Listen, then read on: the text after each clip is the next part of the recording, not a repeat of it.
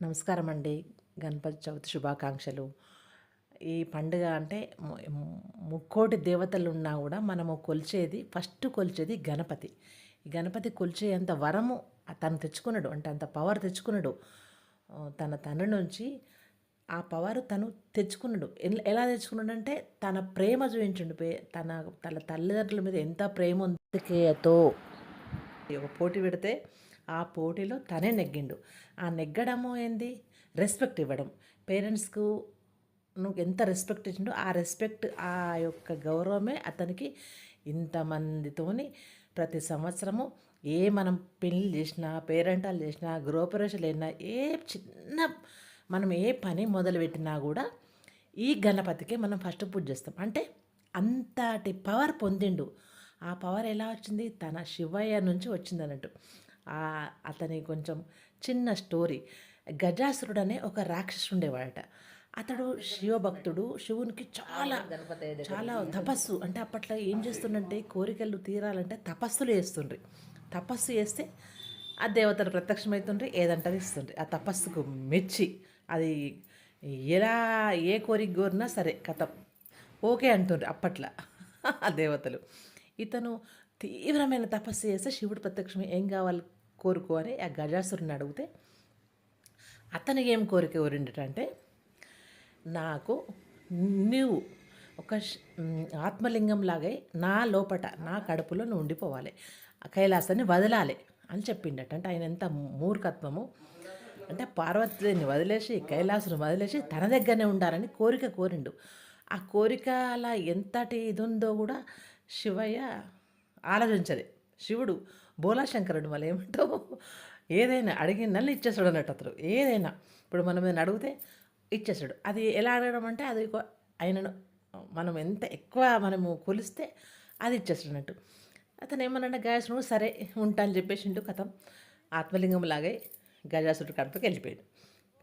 వెళ్ళిపోగానే ఈ కైలాసంలో పార్వతి తన శివయ్య శంకరుడు లేడు అని దేవతలందరూ మొత్తం అందరు, ఎందుకంటే పార్వతికి శంకరుడు లేని లోటు అది చాలా పెద్ద విషయం కదా. ఇక ఆమెకు అర్థం కాలేదు. అర్థం కాక విష్ణుమూర్తి దగ్గరికి శివయ్య లేడు, ఆయన ఎట్లా తీసుకురా అని చెప్తుందట. చెప్తే విష్ణుమూర్తి ఏం చేసిండట అంటే గజాసురుని దగ్గరికి పోయి అతని దగ్గర అతనికి కొన్ని విషయాలల్లో చేసి అతన్ని మెప్పించి అయితే ఆ గజాసురుడు నువ్వు నాకు విష్ణుమూర్తి అనుకుంటలేడు, ఏదైనా సరే నువ్వు కోరుకొని ఈ గజాసురుడు అన్నట్టు. అప్పుడు ఏంటంటే ఏదైనా కోరుకోమంటారు అన్నట్టు. ఇప్పటికేమో ఒకటి పేరెంట్స్ మట్టుకు పిల్లలు అడిగినాయి ఇచ్చేస్తున్నాం, ఏదైనా ఆలోచించకుండా. అట్లా అప్పుడు దేవతలు ఇచ్చేస్తుంది భక్తులకు. విష్ణుమూర్తి వేరే రూపంలో గజాసురుని దగ్గరకు పోయి అతను ఎప్పుడేం చేస్తే నీకేం కావన్నో కోరుకొని గజాసురుడు అనగానే అతను ఏం చెప్పిండట అంటే శివయ్యను శంకరుని కైలాసం పంపించాలి అని చెప్పిండట. చెప్పంగానే అతడు ఏమనుకున్నాడంటే గజాసురుడు ఈయనేదో మామూలు వ్యక్తి అనుకున్నాడు, కానీ విష్ణుమూర్తికి పార్వతికే తెలుసు నా ఆత్మలింగంలాగా నా కడుపులో ఆయన ఉన్నాడని. అయితే నా మామూలు వ్యక్తి కాదు, విష్ణుమూర్తి ఉన్నాడు అనుకొని విష్ణుమూర్తి పాదాల మీద గజాసురుడు పడి సరే శంకరుణ్ణి పంపిస్తా నా కడుపులో నుంచి, కానీ నాకు 2 కోరికలు కావాలని విష్ణుమూర్తిని అడిగిండట. విష్ణుమూర్తి ఏంది అని అంటే నా చర్మంను శంకరుడు ధరించాలి, నేను ఎప్పటికీ కైలాసంలో ఉండాలి, అందరితో పూజలు అందుకోవాలి అని కోరిక కోరిండట. సరే అని ఆ విష్ణుమూర్తి కూడా ఫస్ట్ మనకు శంకరుడు కావాలి, సరే కైలాసం పంపించేసేయంటే కథమిగా శంకరుడు కైలాసం పంపించాలని ఏర్పాట్లు ఇక్కడ జరుగుతున్నాయి. అక్కడ పార్వతికి చెప్పేసిండు విష్ణుమూర్తి శంకరుడు వచ్చేస్తున్నాడు అని.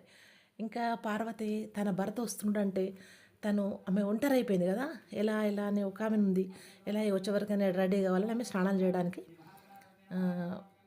తను ఎవరినైనా ఇంటి ముందు కావలి పెట్టాలి. అప్పుడు ఎవరు లేరు. ఏం చేస్తాడు ఆమె దగ్గర పవర్ ఉందన్నట్టు. ఆమెకు బ్రహ్మ అనే దేవుడు మాకు ఒక పవర్ ఇచ్చిండు. నువ్వు ఏ రూపం చేసినా కూడా దానికి ప్రాణం వచ్చే శక్తి ఉందని ఆమెకు ఒక పవర్ ఇచ్చేసిండు. అప్పుడు ఆమె ఏం చేసిందంటే పసుతోని చిన్నగా ఆకారంలాగా వేసేసి ఆయనకి ప్రాణము వచ్చేటట్టు వేసంగానే అది వినాయకుడు అయిపోయాడు. ఇంకా అక్కడ ఉంచేసి ఎవ్వరు రానియకని చెప్పేసి మీకు అందరూ తెలిసిన కథనే, కాకపోతే మళ్ళీ ఇది మననం చేసుకోవడం అంతే. అక్కడ కావల్లాగా పెట్టేసి తను స్నానానికి వెళ్ళిందట. అప్పుడు శంకరుడు ఇక గజాసురుడి నుంచి వచ్చేస్తున్నాడు అన్నట్టు. వచ్చేసే వరకునే డోర్ దగ్గర వినాయకుడు ఉన్నాడు.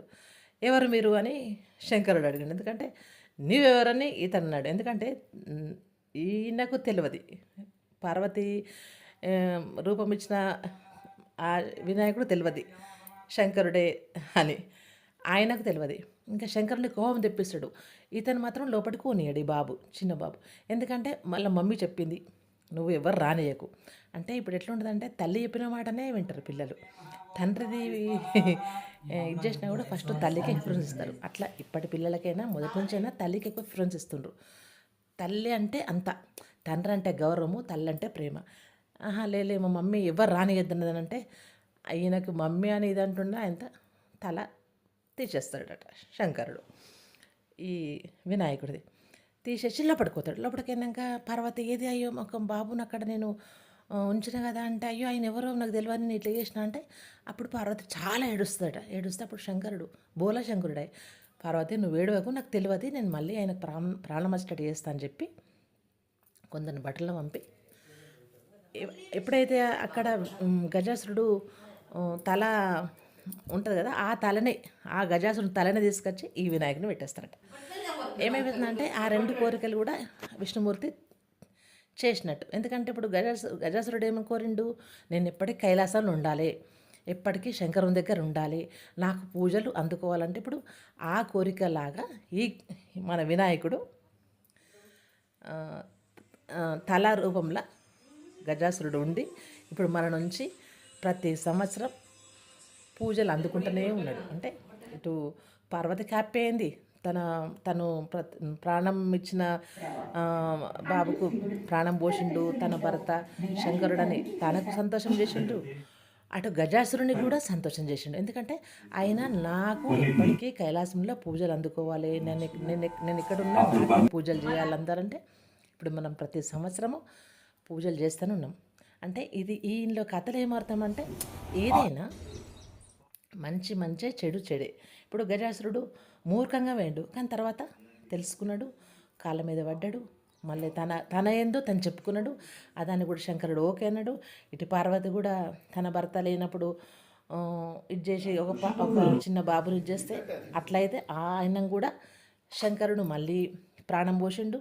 అంటే ఏదైనా ప్రతిదానికి ఒక అర్థం ఉంది. ఆ అర్థంలను చూసుకుంటేనే మనము జీవనం సాగించాలి. ఇప్పుడు విఘ్నేశ్వరుడు, విఘ్నాలు వస్తాయి మన జీవితంలో, ప్రతిసారి విఘ్నాలు వస్తూనే ఉంటాయి. అవి ఇప్పుడు విఘ్నేశ్వరుని మొక్కినంత మాత్రాన మనకు తొందర పాజిటివ్ కాదు, కోరికలు తీరే, కానీ దాన్ని తట్టుకునే శక్తి అన్నా ఆ విఘ్నేశ్వరుడు ఇస్తాడు. కొంచెం మెల్లమెల్లగా సాల్వ్ చేస్తాడు. ఇలా నమ్ముకుంటూ పోయి మనం ప్రతి సంవత్సరమైనా ఏ దేవుడికి ఏది ఉందో పూజ చేసుకుంటూ మనం ఉన్న ఇంట్లో పిల్లలకు ఈ ప్రతి పండుగ గురించి చెప్తూ, ఎందుకంటే ఇప్పుడు ఇది నాకు ముందు ఒకప్పుడు కథలు చెప్తే మేము చెప్పించుకున్నాము. ఇప్పుడు మేము కథలు చెప్తామని మా పిల్లలు అంటే అమ్మో కథలన్నీ ఫోన్లోనే ఉన్నాయి, మాకే కథలు చెప్పేటట్టు అయింది ఇప్పుడు పిల్లలు. కనీసం ఈ కథలు ఇవి అన్న ప్రతి పండుగ గురించి, పండుగల విశిష్టత గురించి మన పిల్లలకు చెప్తూ పేరెంట్స్ని గౌరవించాలి. గణపతి ఏం చేసిండు, ఎక్కడ పోయినా ఫస్ట్ పేరెంట్స్ గౌరవించిన తర్వాతనే ఇంకోళ్ళకి గౌరవాలు అందుకోవాలి అనేది ఒకటి కాన్సెప్ట్ ఉంది. ఇదే కొంచెం వివరంగా చేస్తే మంచిగా. మా ఇంట్లో కూడా ఆనాడు టీవీలో అదే కథ పెట్టుకున్నారు, అదే కథ విన్నారు. ఎందుకంటే ఆ ఒక్కరోజన్న కథ వినాలి, వింటే పిల్లలకు తెలుస్తుంది. ఆ పిల్లలే మనం చేసేది మన పిల్లలు ఆచరిస్తారు అనుకొని మనం భారతీయ సంస్కృతిని సాంప్రదాయాన్ని కాపాడుతూ పోవడమే మన ధర్మం. అదే పాటిద్దాం. థ్యాంక్ యూ అండి, ధన్యవాదాలు.